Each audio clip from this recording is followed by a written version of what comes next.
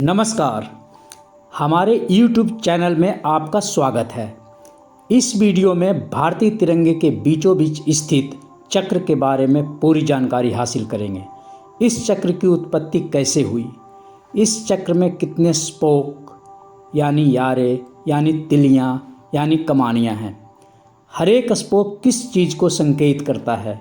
इस चक्र को अशोक चक्र, धर्म चक्र आदि नामों से जाना जाता है। भारत के संविधान निर्माता डॉक्टर बाबा साहेब भीमराव अंबेडकर ने भारतीय तिरंगे के बीचों बीच इस चक्र को लगवाया। पहले यहाँ पर गांधी जी द्वारा लगवाया गया चलता हुआ चरखा था। भारतीय तिरंगे को अंतिम रूप से 22 जुलाई 1947 को भारतीय संविधान सभा की बैठक में स्वीकार कर लिया गया।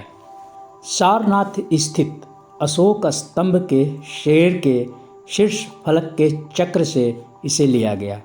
गौतम बुद्ध ने आज से 2500 साल पहले सारनाथ में ही पहला उपदेश दिया था और धर्म के पहिए को गतिशील किया था। गौतम बुद्ध के इस पहले उपदेश का नाम भी धर्म चक्र प्रवर्तन है। गौतम बुद्ध के ज़माने में न तो मूर्ति कला का विकास हुआ था और न ही लेखनी कला का। गौतम बुद्ध के 300 साल बाद सम्राट अशोक ने बुद्ध के पहले उपदेश को आकृति में प्रदर्शित करवाया। यही आकृति आज़ाद भारत की एक पहचान बन गई। ऐतिहासिक दृष्टिकोण से ऐसा कहना सही नहीं होगा कि इस तरह के चक्र का इस्तेमाल सिर्फ बौद्ध धर्म में होता है। गौतम बुद्ध के 2000 साल पहले हड़प्पा सभ्यता में इस तरह के चक्रों का इस्तेमाल किया जाता रहा है। भगवान श्री कृष्ण का सुदर्शन चक्र भी ऐसा ही एक चक्र है। जैन धर्म में भी इस तरह के चक्र काफ़ी लोकप्रिय है। भारतीय तिरंगे के इस चक्र में 24 स्पोक हैं। 24 स्पोक ही क्यों हैं, इसका सही जवाब देना मुश्किल है। कोई कहता है कि 24 स्पोक दिन रात के 24 घंटे को इंगित करते हैं।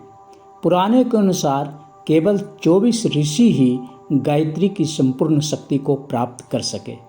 गायत्री मंत्र के 24 वर्ण इन 24 ऋषियों का प्रतिनिधित्व करते हैं। गौतम बुद्ध ने अपने शिष्यों के 24 गुण बताए हैं, जैसे धैर्य, पराक्रम, श्रद्धा, करुणा, क्षमा आदि। गौतम बुद्ध ने जीवन मरण के चक्र को 12 कड़ियों के रूप में प्रदर्शित किया है। इसे प्रतीत समुत्पाद के नाम से जाना जाता है।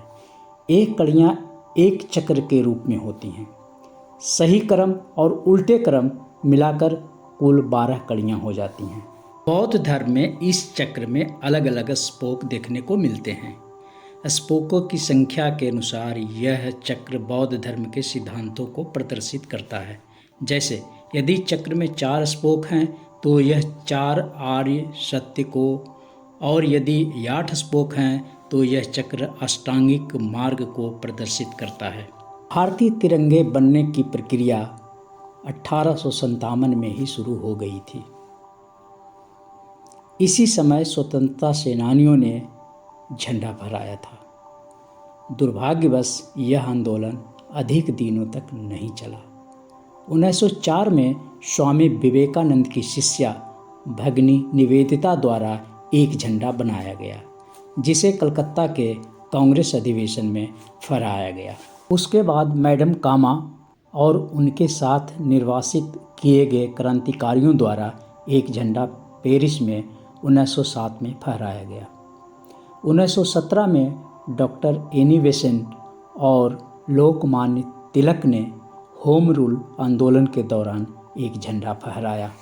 आंध्र प्रदेश के एक युवक पिंगली वेंकैया ने एक झंडा बनाया और उसे गांधी जी को दे दिया।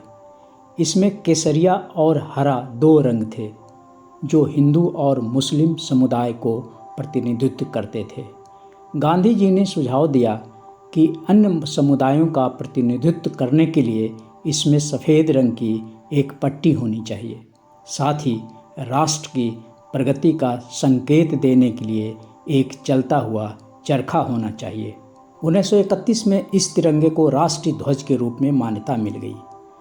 22 जुलाई 1947 को संविधान सभा में इसे राष्ट्रीय ध्वज के रूप में अपना लिया गया, लेकिन चलते हुए चरखे के स्थान पर सम्राट अशोक के धर्म चक्र को स्थान दिया गया।